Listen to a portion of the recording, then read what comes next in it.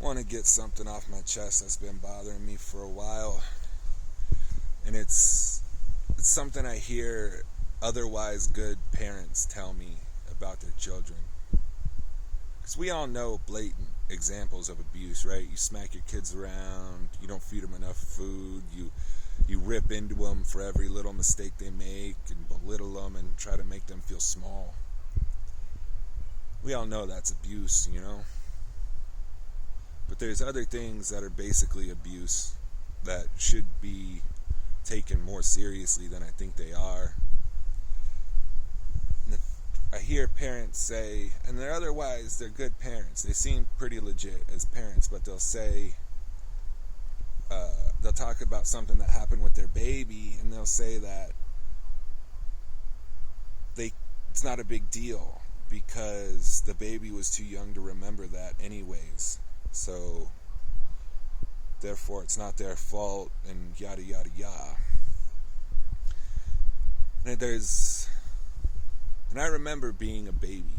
I remember my memory, for whatever reason, goes way back. And every time I tell people all the things I can remember, they're kind of dumbfounded that I can remember all that stuff. I remember having my diaper changed. I remember drinking from a bottle. I remember breastfeeding. I remember laying in my crib. And all those things. All the things that you think a baby doesn't remember, I remember. I remember laying in my crib crying that my parents were arguing outside my bedroom. I didn't even have a door on my bedroom, so I could hear everything there. They would wake me up arguing, and I'd start to cry. And then they would just keep on arguing as if I wasn't there. Or they would just lay me in my crib and then go off and do other shit. Whatever the fuck it was, you know? And maybe it was important that they put me in my crib to go do these things. Maybe they really had to do that. Maybe they were obligated and they had no other choice. But as a baby, I didn't know that. As a baby, I only remember being put down and left alone and being ignored. That's what I remember. So whatever reason they had for leaving me by myself in my room to just cry or stare at the wall or stare at the ceiling or whatever, that's all I remember. So you can imagine that I feel that my parents were not very invested in me as a baby. That was not the priority to them. And that hurt. That hurt me a lot. As a baby, I remember it hurting. I would cry because of that. And I was like, man, there's no way my parents could be this bad. And I would cry. I would test it. I was like, I bet if I cry, they'll come. And I would cry and they wouldn't come to help me. I remember thinking that. I remember having those thoughts.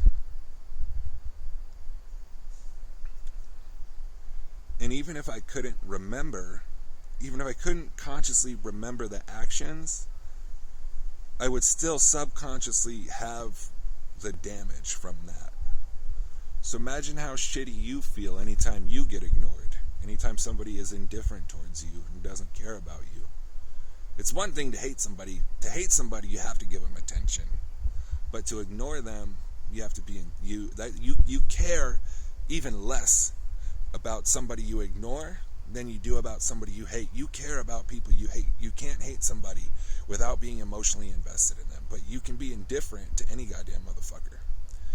So it would almost feel like it would have been better if I got more negative attention than no attention at all. And I remember that. I remember them just putting me down and to go in the other room and do whatever. I mean, this is before internet. It's not like they were going in their home office to type up emails that they had to get sent out or do Zoom calls and have meetings on there. This is way before the internet. I'm 35, 34. So, back when I was a baby, the internet wasn't even an idea yet. So it's not like they had to go conduct business in the other room. They would just do whatever the fuck, you know? And, I remember knowing that and being aware of that as a baby, and it never really left me.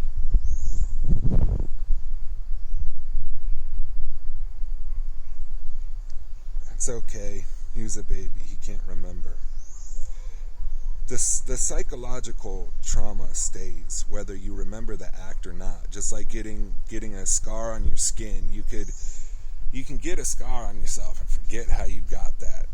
But when you get a scar on your subconscious or on your emotions, it doesn't go away. You might forget why it's there, but you still have that bump, that keloid in your personality, and it's going to stay with you unless you can find a way to work around it and work through it with whatever you can do. I guess the part that really bugs me the most is a baby is only a baby for a tiny amount of time. The 2 or 3 years at the most, you can call that baby a baby. And you can do baby things, because then you have to start dealing with a toddler. And toddlers have to learn limitations, and toddlers have to learn rules. But babies don't need to know anything. In fact, if you're trying to put lessons or punish a baby because they're crying too much, or you think it's okay to leave them alone because they're crying or something, you're an asshole, in my opinion. That baby is a baby for such a short amount of time. You only have so many days where you could just pick that baby up and hold it against you and, let it grab your finger and cuddle it and share your warmth with it and all. You only have so many days that you can ever do that, and then they're gone and they're never ever coming back unless you have another baby. But it's so limited, the amount of time that you get to have a baby, because before long they're not a baby anymore. And I don't get how people don't regret every moment that they didn't spend holding their own baby or interacting with their own baby in some type of way. I don't get it. I'll never get it. Because if you think about it, if back in the caveman days, or if we still lived in there's plenty of places in the world where they still live in villages and little tents and huts, and having a crying baby is a survival liability. Having a crying baby is going to attract something. It's going to attract animals that you don't want around. There's other people in that village. It's really easy to neglect your baby when you live in a house and your next neighbor can't hear it and the other neighbors can't hear it, and the baby can cry out and nobody knows your baby's crying its head off. But if you lived in a nice little village where everybody's connected, those people can hear your baby crying for hours and hours every night, they're going to have a fucking problem with you. People traveled more back then. They migrated. They didn't just stay in one house. They didn't just stay in one spot for an entire lifetime. They moved. They traveled. They had to follow the animals around or follow the weather.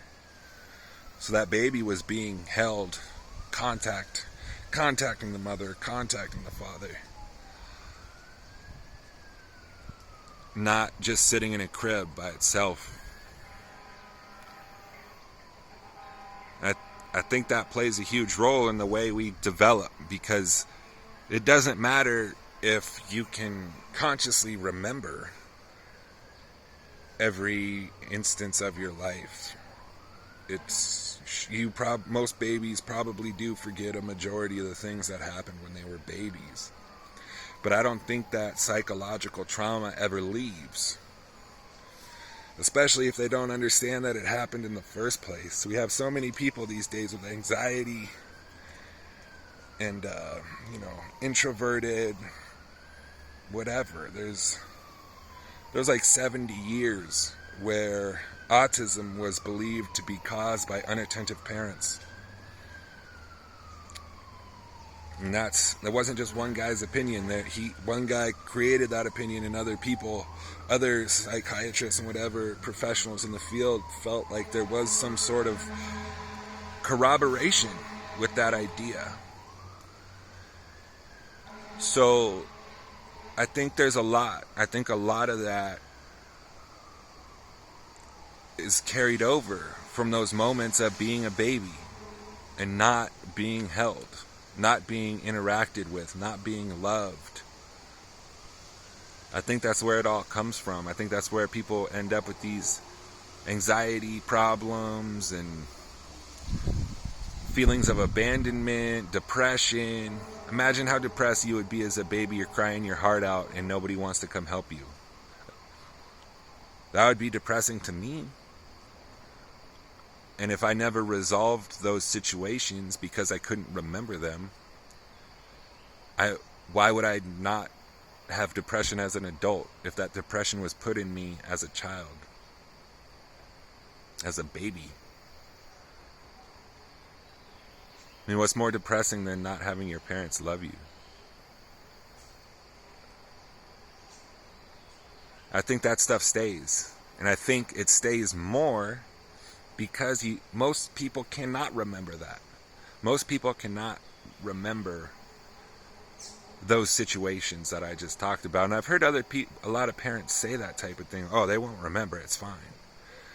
Well, consciously they won't. Subconsciously, they're going to carry that trauma and it's going to manifest somehow. I guess it just breaks my heart that that's how people are, or can. I don't know. I guess I just don't even understand how you could have a baby and then not want to hold it every single opportunity you have. Why would you ever want to put it down? It's only going to be a baby for such a short amount of time. Just hold it. Hold that fucking baby. Interact. Make it smile.